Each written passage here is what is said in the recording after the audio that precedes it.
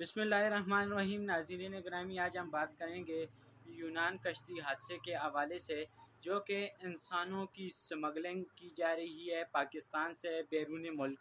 اب یہ اسمگلر جو ہیں ان کے خلاف گہرا تنگ کر دیا گیا ہے، اور اب یہ دوسرا سب سے بڑا حادثہ ہے۔ اس سے پہلے بھی ایک حادثہ کشتی کو پیش آ چکا ہے، وہ بھی انسانی سمگلنگ کے دوران ہوا تھا، اور یہ کشتیاں اوور لوڈ کی جاتی ہیں، اور یہ جو ایجنٹس ہوتے ہیں، یہ جو سمگلر ہوتے ہیں، یہ نوجوانوں کو یہاں سے لے کر جاتے ہیں، اور بہت زیادہ جو ہے ان کی تعداد میں یہ کشتی پر سوار ہو جاتے ہیں، اور اوور لوڈ کشتی جو ہوتی ہے وہ ڈوب جاتی ہے۔ اب اس کے میں برطانوی جو میڈیا ہے اس نے یونان کے جو کوسٹ گارڈ ہیں، جن کی ذمہ داری بنتی ہے کہ کوئی بھی کشتی ڈوبے اور اس میں جو مسافر ہوں ان کو بچایا جا سکے، لیکن جو کوسٹ گارڈ تھے یونان کے، انہوں نے بے حسی کا مظاہرہ کیا اور کشتی کو ڈوبتا دیکھا۔ یہ کہنا ہے برطانوی میڈیا کا، اور برطانوی میڈیا نے اس کا دعویٰ بھی کیا ہے، اور کچھ جو پاکستانی بچے ہیں انہوں نے بھی اس حوالے سے یہ بات کی ہے کہ جو یوکرین حادثہ ہوا ہے، یہ اس وقت جو وہاں پر کوسٹ گارڈ تھے، ہم ان کو مدد کو پکارتے رہے، چیختے چلاتے رہے، لیکن انہوں نے بے حسی کا مظاہرہ کیا۔ وہ ہمیں بچانے کے بجائے تماشا دیکھتے رہے کشتی ڈوبنے کا، اور بعد میں انہوں نے کچھ لوگوں کو بچایا جب کشتی پوری ڈوب چکی تھی۔ تو اب یہ تو ان کا جو دعویٰ ہے کوسٹ گارڈ کا کہ ہم ان کو بچانے میں ناکام رہے ہیں، اور انہوں نے اپنی جو ہے غلطی تسلیم تو کر دی ہے، لیکن یہ غلطی تسلیم کرنے سے کیا یہ ہیومن رائٹ کی وائلیشن نہیں ہے؟ کیا یہ کسی بھی ملک کا یہ فرض نہیں بنتا کہ ڈوبتے ہوئے جانوں کو اور جانوں کے ذات کو جو ہے بچایا جا سکے، جو جانیں بچ سکتی تھی وہ بچا سکیں؟ لیکن یہ جو بے حسی ہے، اس پر ہیومن رائٹ کس طرح سے ریئیکٹ کرتی ہے، یہ اب آنے والا وقت ہی بتائے گا۔ دوسری طرف اب جو ایجنٹ پاکستان کے اندر موجود تھے، جو انسانوں کو باہر سمگلر کرتے تھے، اب ان لوگوں کو بھی گرفتار کر لیا گیا ہے، اور کچھ کے ہاں یہ انکشاف ہوا ہے کہ کچھ ایف آئی اے کے اندر جو افسران ہیں وہ اس کے اندر ملوث ہیں۔ یہ کل ایک رپورٹ جاری کی گئی ہے جس کے مطابق وہاں پر ان سے انویسٹیگیشن ہوئی ہے، تو اس انویسٹیگیشن سے پتہ یہ چلا ہے کہ وہاں جو یہ ایجنٹوں کے ساتھ جو ہے ایف آئی اے کے کچھ لوگ بھی ساتھ ملے ہوئے ہیں۔ اب اس کے اندر کتنی حقیقت ہے یہ تو اب آنے والا وقت ہی بتائے گا۔ دوسرا، اب ان ایجنٹوں کے خلاف تو گہرا تنگ کر دیا گیا ہے، اب حکومت کے پاس اب کیا آپشن موجود ہے؟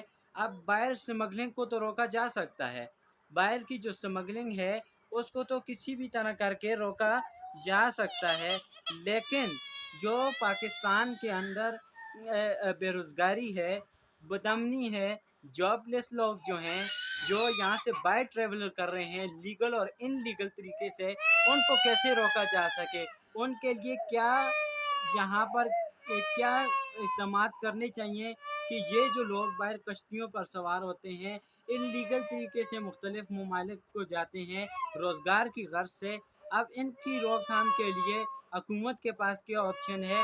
ان کو پاکستان کے اندر کس طرح فیسیلیٹیٹ کیا جا سکتا ہے؟ یہ اب جو ہے حکومت پر بھی یہ سوالیہ نشان ہے۔ یہاں تک تو گرفتاری کی جب بات کی جائے تو گرفتاری تک تو ٹھیک ہے، اب جو اصلی جو مجرم ہیں ان کا تعین کیسے کیا جا سکتا ہے؟ اصلی مجرم تو یہ جو اس سسٹم میں بیٹھے ہوئے یہ ہمارے نائب حکمران ہیں، یہ سب سے بڑے اس حادثے کے مجرم ہیں، جنہوں نے کبھی بھی نوجوانوں کے لیے کچھ نہیں سوچا۔ جب بھی یہ اقتدار میں آتے ہیں، نعرے لے کے آتے ہیں، نئی امیدیں دلا کر آتے ہیں، تب انہوں نے نوجوانوں کو مایوس کیا ہے۔ ان کی مایوسی کی وجہ سے نوجوان جو ہے ملک سے باہر جا رہا ہے، اور یہ حادثات پیش آ رہے ہیں۔ اس سے پہلے بھی ایک کشتی کو حادثہ پیش آیا، اب یہ دوسری جو کشتی ہے، یہ ایک افسوسناک اور سب سے بڑا جو سانیہ ہے یہ ہے۔ پاکستان آزاد ہوا تھا، ہم نے اس پاکستان کو بڑے بڑے بزرگوں نے بڑی قربانیوں سے اس کو آزاد کیا تھا. بہت سے مسلمانوں نے اپنے خون سے اس کی تاریخ لکھی تھی.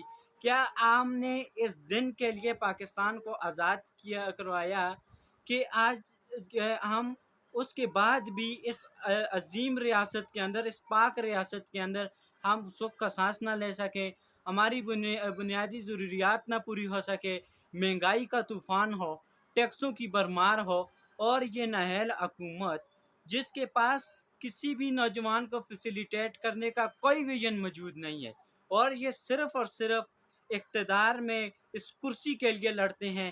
کسی نے حقیقی آزادی کے نام سے لڑائی لڑی اپنی کرسی کے لیے، کسی نے روٹی کپڑا اور مکان کی نعروں سے سیاست لڑی، کسی نے ملک سے قرض اتارو ملک سنوارو کی تحریک چلائی، لیکن نوجوانوں کے لیے، نوجوانوں کے روزگار کے لیے، نوجوانوں کے لیے کچھ نہیں سوچا، اور اپنی سیاست چمکانے میں یہ لگے رہے. ہم نے یہ پاکستان جو آزاد کیا اس وقت، اور جو فریڈم ہمارے فائٹر تھے انہوں نے لازوال قربانیاں دی. آج ان کی قربانیوں کا نتیجہ یہ نکلا کہ جو ہے 1947 میں جو لوگ مائیگریشن کر کے پاکستان آئے، آج وہ مائیگریشن کر کے دوسرے ممالک جا رہے ہیں اپنے روزگار کے لیے. تو اس کا ذمہ دار کون ہوگا؟ اس کا ذمہ دار صرف اور صرف حکومت ہے. حکومتوں کی ذمہ داری بنتی ہے، یہ ایک حکومت نہیں، پچھلی جتنی بھی حکومتیں آئی ہیں ان کی ذمہ داری تھی کہ یہ نوجوانوں کے لیے روزگار کے مواقع فراہم کرتے. آج یہ حادثہ دیکھنے کو نہ ملتا. آج ان لوگوں کے اوپر کیا گزرتی ہے جن کے پیارے بچھڑ چکے ہیں، جن کی آج تک ڈیڈ باڈیاں نہیں ملی، ان پر کیا گزر رہی ہوگی.